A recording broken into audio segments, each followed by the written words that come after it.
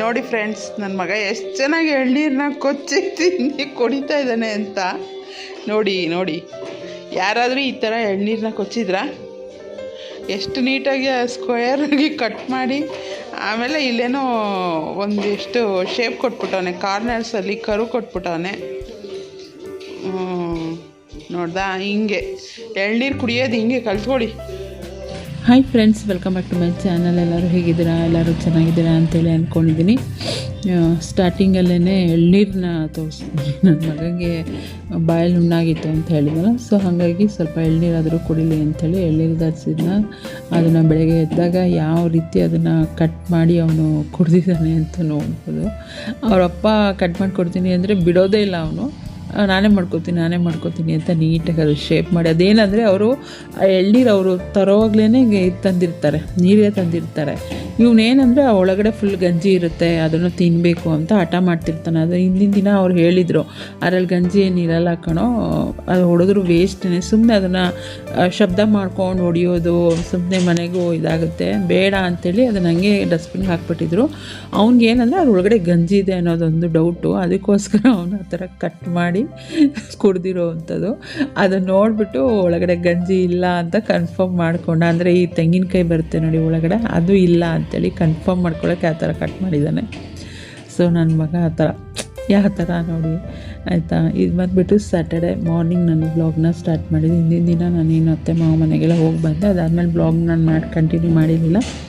So ಇವಾಗ morning ಅಂದರೆ almost 11:30 ಆಗಿಬಿಟ್ಟಿತ್ತು ಅಂತ ಅಂದ್ಕೊಳ್ತೀನಿ. ಯಾಕೆಂದರೆ ಆವತ್ತಿನ ದಿನ ನಾನು ನಮ್ಮ ಮಂತ್ರಾಲಯಕ್ಕೆ ಹೋಗ್ತೀನಿ, ರಾಘವೇಂದ್ರ ಸ್ವಾಮಿ ಪೂಜೆ ಮಾಡ್ತೀನಲ್ವ, ದೀಪ ಹಚ್ತೀನಿ. ಸೊ ಹಾಗಾಗಿ ಸ್ವಲ್ಪ ಲೇಟಾಗಿ ನಾನು ಮನೆ ಕೆಲಸನ ಸ್ಟಾರ್ಟ್ ಮಾಡ್ಕೊತೀನಿ. ಯಾಕೆಂದರೆ ನಾನು ಎಲ್ಲ ಕೆಲಸ ಮುಗಿಸಿ ಅಡುಗೆ ಎಲ್ಲ ಮಾಡಿಟ್ಬಿಟ್ಟು ಅದಾದಮೇಲೆ ನಾನು ಫ್ರೆಶಪ್ ಆಗಿ ಪೂಜೆ ಮಾಡಿ ಹಿಂದೆನೇ ನಾನು ದೇವಸ್ಥಾನಕ್ಕೆ ಹೊರಡಬೇಕು. ನನ್ನ ಹಸ್ಬೆಂಡ್ ಕೆಲಸ ಮುಗಿಸ್ಕೊಂಡು ಅವ್ರ ಮನೆಗೆ ಬರೋಷ್ಟರಲ್ಲಿ ಆಲ್ಮೋಸ್ಟ್ 5:30 ಆಗಿಬಿಟ್ಟಿರುತ್ತೆ. 5 o'clock ಆ ಥರ ಬರ್ತಾರೆ ಅವರು. ಸೊ ಅಷ್ಟರಲ್ಲಿ ನನ್ನ ಕೆಲಸಗಳನ್ನ ಮುಗಿಸಿ ನಾನು ರೆಡಿಯಾಗಿ ಕೂತ್ಕೊಂಡಿದ್ರೆ ಅವ್ರು ಬಂದ ತಕ್ಷಣ ಸ್ವಲ್ಪ ಫ್ರೆಶಪ್ ಆಗಿ ಊಟ ಮಾಡಿಕೊಂಡು ನಾವು ಕೂಡ ದೇವಸ್ಥಾನಕ್ಕೆ ಹೊರಡೋಕ್ಕೆ ಸರಿ ಹೋಗುತ್ತೆ ಅಂಥೇಳಿ ನಾನು ಆ ರೀತಿ ಪ್ಲ್ಯಾನ್ ಮಾಡ್ಕೊಂಡು ಮಾಡ್ತೀನಿ. ಇನ್ನು ನನ್ನ ಮಗನಿಗೆ ಸೆಕೆಂಡ್ ಸ್ಯಾಟರ್ಡೆ ಆಗಿದ್ದರಿಂದ ಅವತ್ತು ರಜಾ ಇತ್ತು ಸ್ಕೂಲಿಗೆ. ಸೊ ಹಂಗಾಗಿ ಅವನು ಕೂಡ ಮನೆಯಲ್ಲೇ ಇದ್ದ. ಇದು ಆಲ್ಮೋಸ್ಟ್ 1 week ಬಿಫೋರ್ ವ್ಲಾಗ್ ಸ್ವಲ್ಪ ಲೇಟಾಗಿ ಅಪ್ಲೋಡ್ ಮಾಡ್ತಾಯಿದ್ದೀನಿ. ನಾನು ಏನಂದರೆ ಒಂದು ದಿನ ಬಿಟ್ಟು ಒಂದು ದಿನ ವೀಡಿಯೋ ಅಪ್ಲೋಡ್ ಮಾಡೋದ್ರಿಂದ, ಜೊತೆಗೆ ನನ್ನ ಬರ್ಡೇ ದಿನ ಎಕ್ಸ್ಟ್ರಾ ಒಂದು ವೀಡಿಯೋ ಆಯಿತು, ಇನ್ಫಾರ್ಮೇಷನ್ ಏನು ನಾನು ಇದ್ರ ಬಗ್ಗೆ ಯೂಟ್ಯೂಬ್ ಚಾನಲ್ ಬಗ್ಗೆ ಕೊಟ್ಟೆ. ಸೊ ಹಂಗಾಗಿ ಲೇಟ್ ಆಯಿತು. ಇದು ಬಂದ್ಬಿಟ್ಟು ನಾನು 2ನೇ ವಾರದ ಪೂಜೆ. ಆಲ್ಮೋಸ್ಟ್ ಮಾರ್ನಿಂಗೇ ಅಂತಲೇ ಅನ್ಕೋಬೋದು. ಮಾರ್ನಿಂಗಿಂದ ಬ್ಲಾಗ್ನ ಸ್ಟಾರ್ಟ್ ಮಾಡಿದೆ. ವಿಡಿಯೋ ಇಷ್ಟ ಆದರೆ ಪ್ಲೀಸ್ ಲೈಕ್, ಕಮೆಂಟ್, ಶೇರ್ ಮಾಡೋದನ್ನು ಮರಿಬೇಡಿ. ಚಾನಲ್ಗೆ ಹೊಸಬರಾದರೆ ಇನ್ನೂ ಕೂಡ ನನ್ನ ಚಾನಲ್ನ ಸಬ್ಸ್ಕ್ರೈಬ್ ಮಾಡ್ಕೊಳ್ಳದೆ ನೋಡ್ತಾ ಇದ್ದರೆ ಪ್ಲೀಸ್ ನನ್ನ ಚಾನಲ್ನ ಸಬ್ಸ್ಕ್ರೈಬ್ ಮಾಡ್ಕೊಂಡು ನನಗೆ ಸಪೋರ್ಟ್ ಮಾಡಿ. ದೇವಸ್ಥಾನಕ್ಕೆ ದೀಪ ಹಚ್ಚಕ್ಕೆ ಹೋಗೋ ದಿನ ಮೇಯ್ನಾಗಿ ನನಗೆ ಪ್ರಾಬ್ಲಮ್ ಆಗೋದೇನೆಂದರೆ ಅಡುಗೆ ವಿಚಾರವಾಗಿ. ಸೊ ದೀಪ ಹಚ್ಚೋವಾಗ ಏನು ಈರುಳ್ಳಿ ಬೆಳ್ಳುಳ್ಳಿ ತಿಂದರೆ ಏನೂ ಆಗೋಲ್ಲ, ಬಟ್ ಆದರೂ ಅವ್ರು ಹೇಳ್ತಾರೆ, ಅಂದರೆ ನನ್ನ ಫ್ರೆಂಡ್ ಕೂಡ ಹೇಳಿದ್ದು, ಆದಷ್ಟು ಟ್ರೈ ಮಾಡು ನೀನು ಕೂಡ ಈರುಳ್ಳಿ ಬೆಳ್ಳುಳ್ಳಿ ತಿಂದೇ ಇರೋ ಥರ ಅಂತ. ಸೊ ಏನೋ ಒಂದು ವ್ರತ ಮಾಡ್ತಾಯಿದ್ದೀನಿ ಅಂದರೆ ಅದನ್ನು ಪೂರ್ತಿ ಮನಸ್ಸಿಂದನೇ ಮಾಡಬೇಕು ನಾನು. ಸೊ ಹಾಗಾಗಿ ನನಗೆ ಏನು ತಿಂಡಿ ಮಾಡಲಿ, ಏನು ಈರುಳ್ಳಿ ಬೆಳ್ಳುಳ್ಳಿ ಹಾಕಿ ಮಾಡೋದ್ರೆ ಏನು ಬೇಕಾದ್ರೂ ಮಾಡಿಟ್ಬಿಡ್ಬೋದು. ಹಾಗಾಗಿ ಅದೇ ಒಂದು ತಲೆನೋವು ಆಗಿಬಿಡುತ್ತೆ ನನಗೆ ಅವತ್ತಿನ ದಿನ ಏನು ಅಡುಗೆ ಮಾಡಲಿ ಅನ್ನೋದೇ ಚಿಂತೆ. ಮಾರ್ನಿಂಗ್ ಬಂದುಬಿಟ್ಟು ಸ್ವೀಟ್ ಪೊಂಗಲ್, ಖಾರ ಪೊಂಗಲ್ ಮಾಡಿದ್ದೆ. ಸ್ವೀಟ್ ಪೊಂಗಲ್ಗೆ ನಾವು ಈರುಳ್ಳಿ ಬೆಳ್ಳುಳ್ಳಿ ಹಾಕಲ್ಲ, ಅದು ನಾನು ತಿನ್ಬೋದು. ಖಾರ ಪೊಂಗಲ್ಗೆ ಬೆಳ್ಳುಳ್ಳಿ ಹಾಕ್ತೀನಿ, ಬಟ್ ಈ ಸಲ ವಿತೌಟ್ ಬೆಳ್ಳುಳ್ಳಿ ಹಾಕಿ ನಂಗೆ ತುಂಬ ಇಷ್ಟ. ಖಾರ ಪೊಂಗಲ್ಗೆ ಬೆಳ್ಳುಳ್ಳಿ ಹಾಕಿ ಅದು ಜಜ್ಜಿಬಿಟ್ಟು ಹಾಕಿರ್ತೀವಲ್ಲ, ಅದನ್ನು ಆ ಪೊಂಗಲ್ ಜೊತೆ ತಿನ್ನುವಾಗ ಒಂಥರ ಇಷ್ಟ ಆಗುತ್ತೆ. ಬಟ್ ಅವತ್ತಿನ ದಿನ ಯೂಸ್ ಮಾಡಬಾರ್ದು ಅಂತೇಳಿ ಬೆಳ್ಳುಳ್ಳಿ ಹಾಕಿದೆ. ಖಾರ ಪೊಂಗಲ್, ಸ್ವೀಟ್ ಪೊಂಗಲ್. ಮನೇಲಿ ಒಂದು ಪೊಂಗಲ್ ಮಾಡಿದ್ರೆ ತಿನ್ನೋದೇ ಇಲ್ಲ ಯಾರೂ, ಸ್ವೀಟು ಖಾರ ಎರಡೂ ಇರಬೇಕು. ಸೊ ಹಾಗಾಗಿ ಅದು ಪೊಂಗಲ್ ಮಾಡಿದ್ದೆ. ಮಧ್ಯಾಹ್ನಕ್ಕೆ ಇನ್ನೇನು ಮಾಡಲಿ, ಟೊಮೊಟೊ ಸಾಂಬಾರು ಮಾಡಿದ್ದೆ ನನ್ನ ಮಗನಿಗೆ ಟೇಸ್ಟ್ ಮಾಡುವಂಥ. ಏಕೆಂದರೆ ಟೊಮೊಟೊ ಸಾಂಬಾರು ಆದರೆ ಒಂದು ಅಂದಾಜಿಗೆ ಉಪ್ಪು ಹಾಕ್ಬಿಡ್ತೀನಿ, ನನಗೇನು ಟೇಸ್ಟ್ ಮಾಡಬೇಕು ಅನ್ನೋದಿಲ್ಲ. ಬೇರೆ ಸಾಂಬಾರು ಏನಾರು ಮಾಡಿದ್ರೆ ಟೇಸ್ಟ್ ಮಾಡಲೇಬೇಕು ನಾನು, ಉಪ್ಪು ಕಮ್ಮಿನ ಖಾರ ಕಮ್ಮಿನ. ನಮ್ಮ ಮನೆಯವ್ರಿಗೆ ಏನು ಗೊತ್ತಾ, ಫಸ್ಟ್ ಇಂಪ್ರೆಷನ್ ಅಂತಾರಲ್ಲ ಹಂಗೆ, ಫಸ್ಟು ಅವ್ರಿಗೆ ಒಂದು ಬಾಯಿಗೆ ಇಕ್ಕಿದ ತಕ್ಷಣ ಏನಾದರೂ ಸ್ವಲ್ಪ ಉಪ್ಪು ಸ್ವಲ್ಪ ಖಾರನೋ ಕಮ್ಮಿ ಆಗಿಬಿಡ್ತು ಅಂದರೆ ಅವ್ರು ಇಡೀ ದಿನ ಅದಕ್ಕೆ ಉಪ್ಪು ಖಾರ ಹಾಕಿ ನಾನು ಮ್ಯಾನೇಜ್ ಮಾಡಿದ್ರು ಅವ್ರು ಊಟ ಮಾಡೋದಕ್ಕೆ ಹಿಂದೆ ಮುಂದೆ ನೋಡ್ತಾರೆ. ಸೊ ಹಂಗಾಗಿ ಭಯ ಆಗುತ್ತೆ ನನಗೆ ಅಷ್ಟೇ. ಟೊಮೊಟೊ ಸಾಂಬಾರಾದರೆ ಒಂಚೂರು ಉಪ್ಪು ಕಮ್ಮಿ ಆದರೆ ಹುಳಿ ಗೊತ್ತಾಗುತ್ತೆ, ಉಪ್ಪು ಖಾರ ಕಮ್ಮಿ ಆದರೆ ನಾನು ಹಾಕ್ಕೋಬೋದು ಅಂತೇಳ್ಬಿಟ್ಟು ನಾನು ನನ್ನ ಮಗನಿಗೆ ಟೇಸ್ಟ್ ಮಾಡಿಸಿ ನೋಡಿಸ್ದೆ. ಅವ್ನು ಕರೆಕ್ಟಾಗಿದೆ ಅಂತೇಳಿ. ಸೊ ಅದಿಷ್ಟ ಆಯಿತು. ಎಲ್ಲ ಆದಮೇಲೆ ನಾನು ಒಂದು ಕಡೆಯಿಂದ ಮನೆ ಕೆಲಸ ಎಲ್ಲ ಮುಗಿಸ್ಕೊಂಡು ಬಂದು ಅದಾದಮೇಲೆ ಸ್ವಲ್ಪ ಹೊತ್ತು ರೆಸ್ಟ್ ಕೂಡ ಮಾಡಿದೆ. ನನ್ನ ಮಗನ ಜೊತೆ ಮಾತಾಡಿಕೊಂಡು ಟೈಮ್ ಸ್ಪೆಂಡ್ ಮಾಡಿಕೊಂಡು, ಮತ್ತು ಒಂದಷ್ಟು ಬುಕ್ಕು ಬೈಂಡಿಂಗ್ ಕೂಡ ಇತ್ತು, ಅದನ್ನೆಲ್ಲ ಹಾಕ್ಕೊಂಡು ಅವನ ಜೊತೆ ಟೈಮ್ ಸ್ಪೆಂಡ್ ಕೂಡ ಮಾಡಿದೆ. ಇದಿಷ್ಟು ಆಗಿ ಮಧ್ಯಾಹ್ನ ಊಟ ಆದಮೇಲೆ ನಾನು ಸ್ವೀಟ್ ಪೊಂಗಲ್ ಆಯಿತು. ಸೊ ಸ್ವೀಟ್ ಪೊಂಗಲೇ ನಾನು ಮಧ್ಯಾಹ್ನಕ್ಕೂ ಕೂಡ ಅದೇ ಆಯಿತು. ಅದಾದಮೇಲೆ ಸ್ವಲ್ಪ ಹೊತ್ತು ಟೈಮ್ ಸ್ಪೆಂಡ್ ಮಾಡಿಬಿಟ್ಟು ನನ್ನ ಮಗನ ಜೊತೆ ಒಂದಷ್ಟು ಬುಕ್ ಬೈಂಡ್ ಹಾಕೋದಿತ್ತು, ಅದನ್ನೆಲ್ಲ ಹಾಕಿ ಈವ್ನಿಂಗ್ ಇನ್ನೇನು ಫ್ರೆಶ್ ಅಪ್ ಆಗೋಕ್ಕೆ ಮುಂಚೆ ಕಾಫಿ ಮಾಡ್ಕೊಂಡು ಕುಡ್ಬಿಡೋಣ ಅಂಥೇಳಿ ಅವನಿಗೆ ಹಾಲು ಮಾಡಿಕೊಟ್ಟು ನಾನು ಕಾಫಿ ಮಾಡ್ಕೊಂಡು ಕುಡಿದು ಇನ್ನೇನು ಸ್ನಾನಕ್ಕೆ ಹೋಗಬೇಕು. ಅಷ್ಟರಲ್ಲಿ ಜೋರು ಮಳೆ ಸ್ಟಾರ್ಟ್ ಆಯಿತು.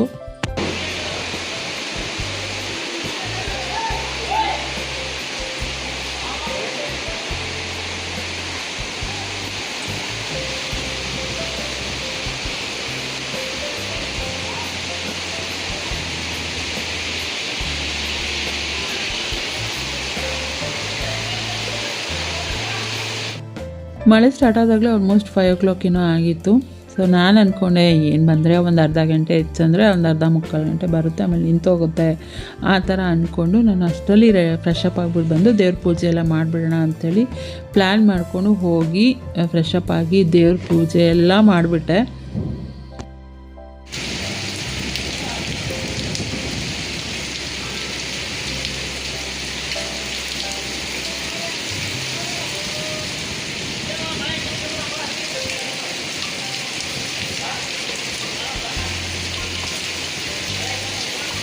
ಟೈಮ್ ಬಂದ್ಬಿಟ್ಟು 6 ಗಂಟೆ ಆಗ್ತಾಯಿದೆ.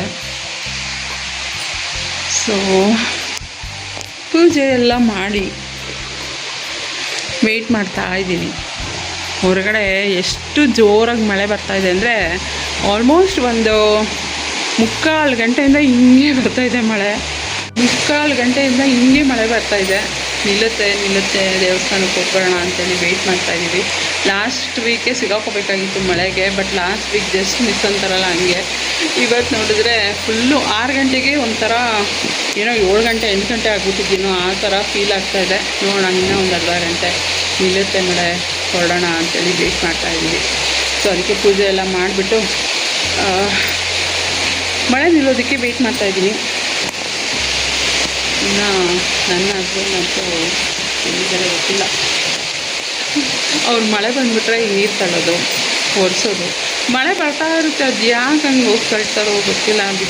ಏನಂದರೆ ನಮ್ಮದು ಗ್ರಾನೈಟ್ ಆಗಿರೋದ್ರಿಂದ ಜಾರ್ಬಿಟ್ಟು ಬಿದ್ದುಬಿಡ್ತಾರೆ ಓಡಾಡೋರು, ಅಥವಾ ನಾವೇ ಬಿದ್ದಿರ್ತೀವಿ.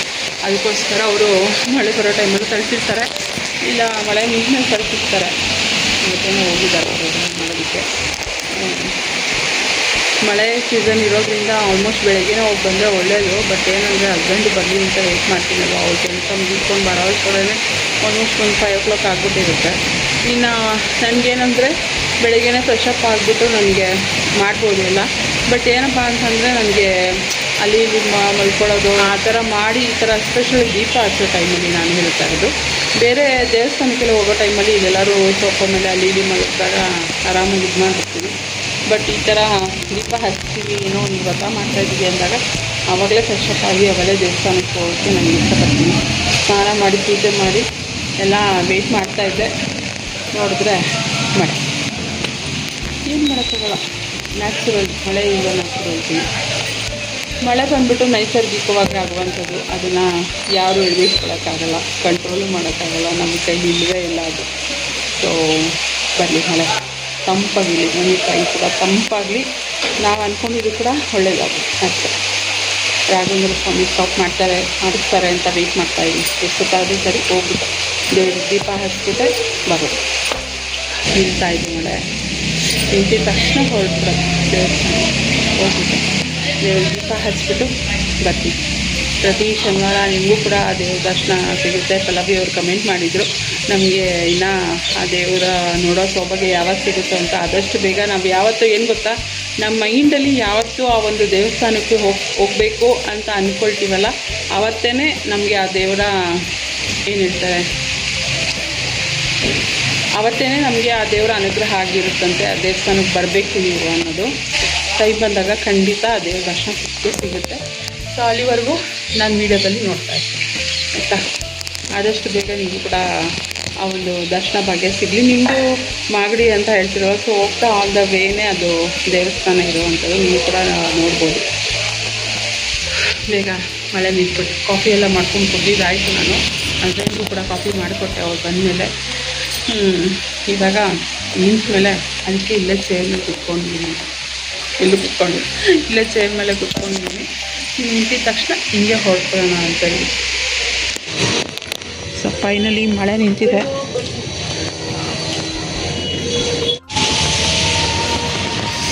ಆರು ಮುಕ್ಕಾಲು ಟೈಮ್ ಮಳೆ ಇವಾಗ ನಿಲ್ತು.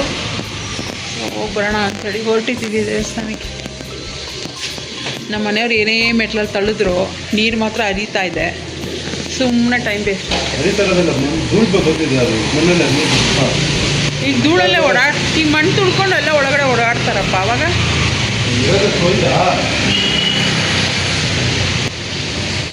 ನಾನು ಅಂದ್ಕೊಂಡಿದ್ದೆ ಒಂದು ಅರ್ಧ 1 ಅವರಿಗೆ ನಿಂತೋಗುತ್ತೆ ಮಳೆ ಅಂತಂದರೆ ಆಲ್ಮೋಸ್ಟ್ 2 ಅವರ್ಸ್ ಮಳೆ ಬಂದಿರೋದು ಅವತ್ತು. 2 ಗಂಟೆ ಮಳೆ. ಹೋಗೋದೋ ಬೇಡವೋ ಆದರೆ ನನಗೇನಂದರೆ ಹೋಗಬೇಕು, ರೆಡಿಯಾಗಿದ್ದೀವಿ ಅಂದಮೇಲೆ ಹೋಗ್ಬಿಟ್ಟು ಬರಬೇಕು ಅನ್ನೋದು ನನ್ನ ತಲೆಯಲ್ಲಿತ್ತು. ಸರಿ ಅಂದ್ಬಿಟ್ಟು ಗೊತ್ತಲ್ವಾ ಇವಾಗ ಮಳೆ ಬಂದು ನಿಲ್ತು ಅಂದರೆ ಎಷ್ಟು ಟ್ರಾಫಿಕ್ ಜಾಮ್. ಮಳೆಯಲ್ಲಿ ಎಲ್ಲ ಗಾಡಿಗಳು ಆಲ್ಮೋಸ್ಟ್ 2 ವೀಲರ್ಗಳು ಜಾಸ್ತಿ ನಿಂತ್ಬಿಟ್ಟಿರ್ತಾರೆ. ಆವಾಗ ಹಿಂದೆನೇ ನಾವು ಹೊರಟ್ವಿ ಅಂದರೆ ಫುಲ್ಲು ಟ್ರಾಫಿಕ್ ಜಾಮ್ ಆಗ್ಬೋದು. ಜೊತೆಗೆ ನೀರು ಅಲ್ಲೆಲ್ಲ ನಿಂತ್ಕೊಂಡಿರೋ ನೀರುಗಳು ಆ ರೋಡಲ್ಲಿ ಒಂಥರ ಕಿರಿಕಿರಿ ಅನ್ನಿಸ್ತಾಯಿತ್ತು. ತುಂಬ ಟ್ರಾಫಿಕ್ ಜಾಮ್. ಒಂದು ಅರ್ಧ ಮುಕ್ಕಾಲು ಕಿಲೋಮೀಟ್ರ್ವರೆಗೂ ಫುಲ್ಲು ಟ್ರಾಫಿಕ್ ಜಾಮ್ ಇತ್ತು. ನಾವು 2 ವೀಲರಲ್ಲಿ ಹೋಗಿದ್ರಿಂದ ಹೇಗೋ ಮಾಡಿ ಮುಂದೆ ನುಗ್ಗಿಸ್ಕೊಂಡು ಕರ್ಕೊಂಡು ಹೋದರು ನಮ್ಮ ಮನೆಯವರು. ನಾವೇನಾದ್ರು ಕಾರಲ್ಲಿ, ಆಟೋದಲ್ಲಿ, ಬಸ್ಸಲ್ಲಿ ಹೋಗ್ತೀವಿ ಅಂದರೆ ಖಂಡಿತ 9:30 ಹೋಗ್ತಾಯಿದ್ವಿನೋ ಅಷ್ಟರಲ್ಲಿ ದೇವಸ್ಥಾನ ಕ್ಲೋಸ್ ಆಗಿಬಿಟ್ಟಿರೋದು. ಅಲ್ಲೇ ಟ್ರಾಫಿಕ್ ಜಾಮಲ್ಲಿ ನಿಂತ್ಕೊಂಡು ನಾನು ಅಲ್ಲೊಂದು ಫೋಟೋ ಅಂಗಡಿ ಇತ್ತು. ಅಲ್ಲಿ ವೆಂಕಟೇಶ್ವರನ ಫೋಟೋ ಮಾಡಿಟ್ಟಿದ್ರು. ಸಖತ್ತಾಗಿತ್ತು ಮಾತ್ರ. ವೀಡಿಯೋಗೆ ಅಷ್ಟು ನೀಟಾಗಿ ಕವರೇಜ್ ಆಗಿಲ್ಲ, ಬಟ್ ರಿಯಲಾಗಿ ತುಂಬಾ ಚೆನ್ನಾಗಿ ಕಾಣಿಸ್ತಾ ಇತ್ತು ಆ ಒಂದು ಫೋಟೋ. ಅದರದೊಂದು ಸಣ್ಣ ಕ್ಲಿಪ್ಪಿಂಗ್ ತೊಗೊಂಡು ಅಲ್ಲಿಂದ ನಾವು ದೇವಸ್ಥಾನಕ್ಕೆ ಹೋದಾಗ ಆಲ್ಮೋಸ್ಟ್ 7:45 8 o'clock ಆಗಿಬಿಟ್ಟಿತ್ತು. ಟ್ರಾಫಿಕ್ ಜಾಮಲ್ಲಿ ತುಂಬ ನಾವಿಲ್ಲಿ ಮನೆ ಬಿಟ್ಟಾಗಲೇ 7 ಗಂಟೆ 6:45 7 ಗಂಟೆ ಆಗಿಬಿಟ್ಟಿತ್ತು. ನಾವು ಅಲ್ಲಿ ದೇವಸ್ಥಾನಕ್ಕೆ ಹೋದಾಗ 8 ಗಂಟೆ ಟ್ರಾಫಿಕ್ ಜಾಮಲ್ಲಿ ಹೋದಾಗ. ಯೂಶ್ವಲಿ ಟ್ರಾಫಿಕ್ ಜಾಮ್ ಇಲ್ಲ ಅಂತಂದರೆ 1/4 ಗಂಟೆಗೆ ಹೋಗ್ಬಿಡ್ತೀವಿ. 1/4 ಗಂಟೆ 20 ನಿಮಿಷ ಸಾಕು. ಅವತ್ತು 1 ಅವರ್ ಹತ್ತತ್ರ 3/4 ಗಂಟೆನೇ ಆಯಿತು ಅಂತಲೇ ಅಂದ್ಕೊಳ್ತೀನಿ. ಅಲ್ಲಿ ಹೋದೆ, ಜನ ಎಲ್ಲ ಕಮ್ಮಿನೇ ಇದ್ದರು ಅವಾಗ. ಅಂದರೆ ಒಂದು 6 ಗಂಟೆ ಆ ಥರ ಹೋದಾಗ ಸ್ವಲ್ಪ ಮೀಡಿಯಮ್ ಆಗಿರ್ತಾರೆ ಜನ. ಆವಾಗೇನಂದರೆ ಈ ಎಲ್ಲರೂ ತುಪ್ಪದ ಬತ್ತಿ ಹಚ್ತಾ ಇರ್ತಾರಲ್ವ. ಸೊ ಆವಾಗ ಒಮ್ಮದ ಕುಂಡ ಸುತ್ತುವಾಗಲೂ ಕೂಡ ನಮಗೆ ಆ ಒಮ್ಮದ ಕುಂಡ ಹಬೆ ಏನಿದೆ ಅದು ಹೊಡೆಯುತ್ತೆ. ನಂಗೆ ಫಸ್ಟ್ ಟೈಮ್ ಆ ಥರ ದೀಪ ಹಚ್ಚಿದಾಗ ಇದಾಗಿತ್ತು. ಸ್ವಲ್ಪ ನನಗೆ ಫೇಸ್ದು ಹೇರೆಲ್ಲ ಸುಟ್ಟಂಗೆ ಆಯಿತು. ಅಷ್ಟು ಜೋರು ಹಬೆ ಹೊಡಿತಾ ಇರುತ್ತೆ.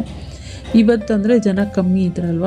ಸೊ ಅಲ್ಲೆಲ್ಲ ಇದ್ದರು, 1 2 3 ಜನ, 4 ಜನ ಏನೋ ಇದ್ದರು ಅಷ್ಟೇ. ಹೋಗಿದ ತಕ್ಷಣ ಗೊತ್ತಿತ್ತಲ್ವ ನನಗೇನು ಪ್ರೊಸೀಜರ್. ಫಸ್ಟ್ ವಾರ ಮಾತ್ರ ಸ್ವಲ್ಪ ವೆಯ್ಟ್ ಮಾಡಿದೆ. 2ನೇ ವಾರ ಏನಿಲ್ಲ, ಹೋದೆ ದೀಪದ ಟಿಕೆಟ್ ತೊಗೊಂಡೆ. 1 ದೀಪಕ್ಕೆ 10 ರೂಪಾಯಿ ತೊಗೊಳ್ತಾರೆ. ಸೊ ನಾನು ಅಷ್ಟು ಸಾವಿರದ್ದು ಬಂದು 9 ದೀಪ. ಸೊ 90 ರೂಪೀಸ್ ಕೊಟ್ಟು ಟಿಕೆಟ್ ತೊಗೊಂಡು ದೇವ್ರನ್ನ ಒಂದು ಪ್ರದಕ್ಷಿಣೆ ಹಾಕ್ಕೊಂಡು ಹೋದರೆ ಹಿಂದೆಗಡೆ ದೀಪನ ಕೊಡ್ತಾ ಇರ್ತಾರೆ. ಸೊ ಅಲ್ಲಿ ಈಸ್ಕೊಂಡು ಅಲ್ಲೇ ಕಾಣ್ತಾ ಇದೆ ಅಂತ ಅಂದ್ಕೊಳ್ತೀನಿ. ಹಿಂದೆಗಡೆ ಏನು ಕಾಣ್ತಾ ಇದ್ದಿಲ್ಲ, ಅಲ್ಲೇ ದೀಪ ಕೊಡೋವಂಥದ್ದು. ಸೊ ಅಲ್ಲಿ ದೀಪ ಹಚ್ಕೊಂಡು ಅಲ್ಲೇ ಒಂದು ಜ್ಯೋತಿನ ಹಚ್ಚಿಟ್ಟಿರ್ತಾರೆ. ಅದೇ ಜ್ಯೋತಿಯಿಂದ ದೀಪನ ನಾವು ಹಚ್ಕೊಂಡು ಒಳಗಡೆ ಹೋಗಿ ರಾಯರ ಮುಂದೆ ಆ ಕುಂಡ ಏನಿದೆಲ್ಲ ಅಲ್ಲಿ 8 ಸುತ್ತನ ಸುತ್ತಬೇಕು. ಆ ಥರ ಅಂದ್ಕೊಂಡು ಹೋಗಿ ಫಸ್ಟು ಅಲ್ಲಿ ದೇವರಿಗೆ ನಮಸ್ಕಾರ ಮಾಡಿಕೊಂಡು ನಮ್ಮ ಬೇಡಿಕೆ ಏನಿದೆ ಅದನ್ನು ದೇವ್ರ ಹತ್ರ ಕೇಳಿಕೊಂಡು, ಜೊತೆಗೆ ನಮ್ಮ ಮನೆಗೆಲ್ಲ ಒಳ್ಳೇದು ಮಾಡಪ್ಪ ಅಂತೇಳಿ ಕೇಳಿಕೊಂಡು ಅಲ್ಲಿಂದ ನಾನು ದೀಪ ಹಚ್ಚಕ್ಕೆ ಸ್ಟಾರ್ಟ್ ಮಾಡ್ತೀನಿ. ಸೊ ಹೋಗಿದ ತಕ್ಷಣ ನಾನೇನು ಸ್ಟಾರ್ಟ್ ಮಾಡಲ್ಲ. ಫಸ್ಟಿಗೆ ಟಿಕೆಟ್ ತೊಗೊಂಡು ದೇವ್ರ ಮುಂದೆ ಹೋಗಿ ನಿಂತ್ಕೊಂಡು ನನ್ನ ಬೇಡಿಕೆ ಏನಿದೆ ಅದನ್ನೆಲ್ಲ ಅವ್ರ ಹತ್ರ ಹೇಳ್ಕೊಳ್ತಾ ಇರ್ತೀನಿ. ಅಷ್ಟರಲ್ಲೇ ನನ್ನ ಹಸ್ಬೆಂಡ್ 3 ಸುತ್ತು ಬೃಂದಾವನ ಸುತ್ತಿರ್ತಾರೆ. ಅದಾದಮೇಲೆ ಅವರು ನಾನು ದೀಪ ತೊಗೊಳಕ್ಕೆ ಹೋಗ್ತೀನಲ್ಲ ಅವಾಗ ಬಂದು ದೀಪ ಹಚ್ಚೋದನ್ನೆಲ್ಲ ವಿಡಿಯೋ ಮಾಡ್ಕೊಳ್ಳೋವಂಥದ್ದು. ಅವ್ರದ್ದು 3 ರೌಂಡೆಲ್ಲ ಅಂದರೆ ದೇವರ ಬೃಂದಾವನ ಎಲ್ಲ ಸುತ್ತಿ ಅವ್ರ ಕೈ ಮುಗ್ದೆಲ್ಲ ಮಾಡಿರ್ತಾರೆ. ನಾನು ದೀಪ ತೊಗೊಂಡು ದೀಪ ಬೆಳಗುವಾಗ ಅವ್ರು ಬಂದು ಇಲ್ಲಿ ಕೂತ್ಕೊಂಡು ಸೈಡಲ್ಲಿ ಕೂತ್ಕೊಂಡು ವಿಡಿಯೋನ ಮಾಡ್ಕೊಳ್ತಾ ಇರ್ತಾರೆ. ಅವರೇನು ದೀಪ ಹಚ್ತಲ್ವಲ್ಲ, ಸೊ ಹಾಗಾಗಿ ಅವರು ಪೂಜೆ ಮಾಡೋದನ್ನು ವೀಡಿಯೋ ಮಾಡ್ಕೊಳ್ತಾ ಇರ್ತಾರೆ. ನನಗಂತೂ ಈ ಥರ ನೆಮ್ಮದಿಯಾಗಿ ಏನು ಹೇಳ್ತಾರೆ ಗೊತ್ತಾ, ತುಂಬ ರಶ್ ಇದ್ದಾಗ ಹೋಗಿ ನುಗ್ಗಲಲ್ಲಿ ದೇವರನ್ನು ನೋಡೋದಕ್ಕಿಂತ ನನಗೆ ಈ ಥರ ಖಾಲಿಯಾಗಿರುವಾಗ ದೇವ್ರನ್ನ ನೋಡಿ ನಮಸ್ಕಾರ ಮಾಡ್ಕೊಂಡು ಬರೋದು ತುಂಬಾ ಇಷ್ಟ. ನನಗೆ ಪ್ರಶಾಂತವಾಗಿರಬೇಕು, ಆ ಕಡೆ ಈ ಕಡೆ ಮೈಂಡ್ ಡಿಸ್ಟರ್ಬ್ ಆಗಬಾರ್ದು. ನನಗೆ ಈ ಥರ ಒಬ್ಬಳೊಬ್ಬಳೇ ಇದ್ದಾಗ ದೇವ್ರ ಹತ್ರ ನಾನೇನು ಅಂದ್ಕೊಂಡಿದ್ದೀನಿ, ನಾನೇನು ಇದು ಮಾಡಿದ್ದೀನಿ ಅದನ್ನೆಲ್ಲ ಹೇಳ್ಕೊಂಡು ನಾನು ಹೆಚ್ಚಾಗಿ ಶ್ಲೋಕ ಹೇಳ್ಕೊಳ್ತಾ ಇರ್ತೀನಿ ದೇವ್ರದ್ದು. ದೇವ್ರ ಮುಂದೆ ನಿಂತಾಗಷ್ಟೇ ನಾನು ಏನು ಮನಸ್ಸಿನ ಕೋರಿಕೆ ಇದೆ ಅದು ಹೇಳ್ತೀನಿ ಅಷ್ಟೇ. ಅದು ಸುತ್ತುವಾಗ ನಾನು ದೇವ್ರದ್ದು ಶ್ಲೋಕ ಏನಿದೆ ಅಲ್ಲ ಅದನ್ನು ಹೇಳ್ಕೊಂಡು ಸುತ್ತೀನಿ ಅಷ್ಟೇ. 8 ಗಂಟೆ ಆಗಿದ್ರು ಇನ್ನೂ ಕೂಡ ಜನಗಳು ಬರ್ತಾಯಿದ್ರು, ದೀಪಗಳನ್ನ ಹಚ್ತಾಯಿದ್ರು. ಒಂಥರ ನೋಡೋಕ್ಕೆ ಖುಷಿ ಆಗ್ತದೆ. ಸ್ಯಾಟರ್ಡೆ ಬೇರೆ ಇದ್ದಿದ್ದರಿಂದ ಓಪನ್ ಇರುತ್ತೆ ಅಂತ ಅಂದ್ಕೊಳ್ತೀನಿ. ಬೇರೆ ದಿನ ಅಂದರೆ ಇವಾಗ ಬುಧವಾರ, ಗುರುವಾರ ಇರುತ್ತೆ ಬಿಡಿ. ಗುರುವಾರ, ಶನಿವಾರ, ಭಾನುವಾರ ಜಾಸ್ತಿ ಟೈಮ್ ಇಟ್ಟಿರ್ತಾರೆ. ಅದು ಬಿಟ್ಟರೆ ಇನ್ನು ಬೇರೆ ದಿನಗಳು ಸ್ವಲ್ಪ ಬೇಗ ಕ್ಲೋಸ್ ಮಾಡ್ಬೋದು. ಜನ ಇದ್ದರೆ ಓಪನ್ ಇರುತ್ತೆ ಅಂತ ಅಂದ್ಕೊಂಡಿದ್ದೀನಿ. ದೀಪ ಹಚ್ಚಿಬಿಟ್ಟು ಬಂದ್ವಿ ಆಚೆ. ಮಳೆನಲ್ಲೂ ಕೂಡ ಎಷ್ಟು ಜನ ಇದ್ದಾರೆ.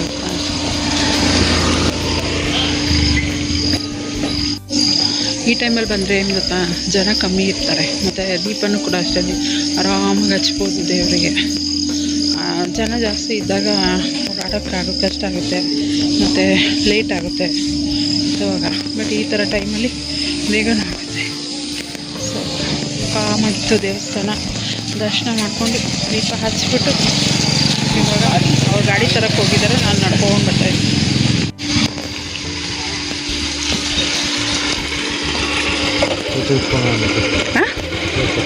ಸೋಚೋಣ ಕಡಲೆಪುರಿ. ನೀನು ಕಡಲೆಪುರಿ ಇಲ್ಲದೆ ಇದ್ರೆ ಬರ್ತೀಯ, ಅದೇ ಅಂದ್ಕೊಂಡೆ.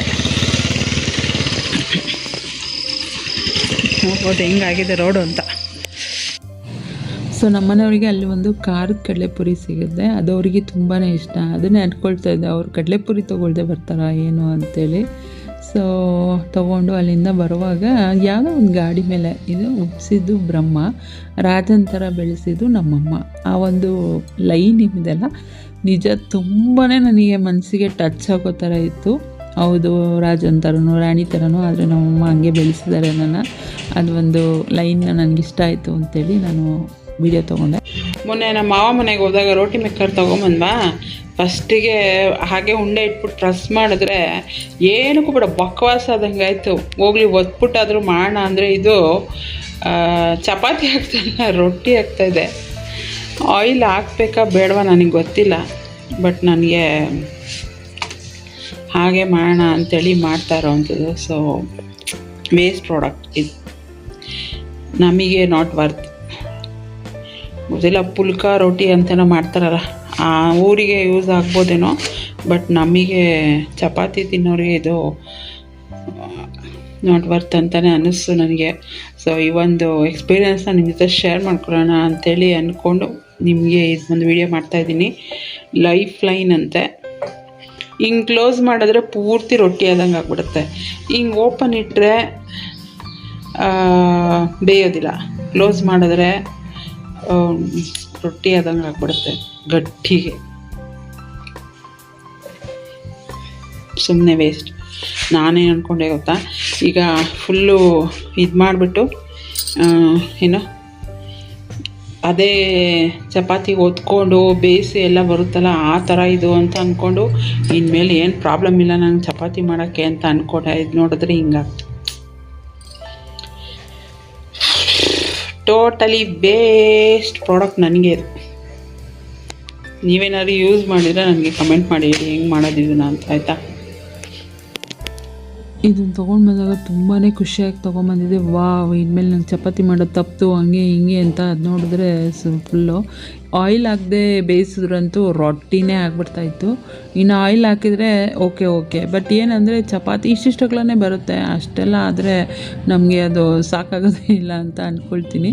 ಸೊ ಹಂಗಾಗಿ ಅದನ್ನು ಪಕ್ಕಕ್ಕೆ ಎತ್ತಿಟ್ಬಿಟ್ಟು ನಾರ್ಮಲಾಗಿ ನಾನು ಹೆಂಗೆ ಮಾಡ್ತೀನೋ ಹಾಗೆ ಮಾಡಿದೆ. ಇದ್ರ ಜೊತೆಗೆ ಈ ಒಂದು ಬ್ಲಾಗ್ನ ಕೂಡ ಇಲ್ಲಿಗೆ ಎಂಡ್ ಮಾಡ್ತೀನಿ. ವಿಡಿಯೋ ಇಷ್ಟ ಆಗಿದ್ರೆ ಲೈಕ್ ಕಮೆಂಟ್ ಮಾಡೋದನ್ನು ಮರಿಬೇಡಿ. ಚಾನಲ್ಗೆ ಹೊಸಬರಾದರೆ ಪ್ಲೀಸ್ ನನ್ನ ಚಾನಲ್ನ ಸಬ್ಸ್ಕ್ರೈಬ್ ಮಾಡ್ಕೊಂಡು ನನಗೆ ಸಪೋರ್ಟ್ ಮಾಡಿ. ಸಿಗ್ತೀನಿ ನೆಕ್ಸ್ಟ್ ವಿಡಿಯೋದಲ್ಲಿ. ಅಲ್ಲಿವರೆಗೂ ಥ್ಯಾಂಕ್ಸ್ ಫಾರ್ ವಾಚಿಂಗ್.